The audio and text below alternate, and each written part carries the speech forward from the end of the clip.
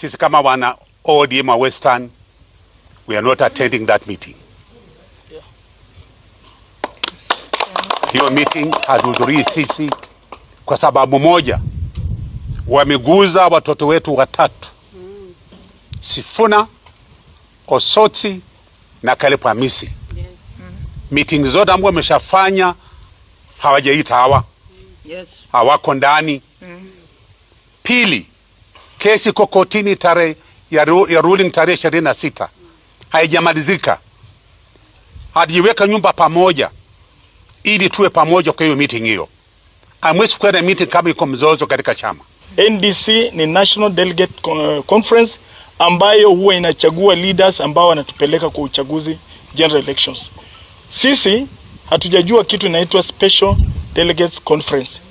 Special Delegates Conference huitwa kuratify. You cannot petition anything. Sisi tumekuwa na mzozo toka papa aondoke. Na tulikuwa tumemaliza uchaguzi wa counties, we were waiting for NDC. Hiyo mkutano ya 27 vile wenzangu wamesema, Oburu angewacha hiyo mkutano ikae kwanza, angoje court ruling, tujue nini itafanyika, ndio aite hiyo SDC. Lakini watu wetu na waomba wasiende kwa hiyo mkutano.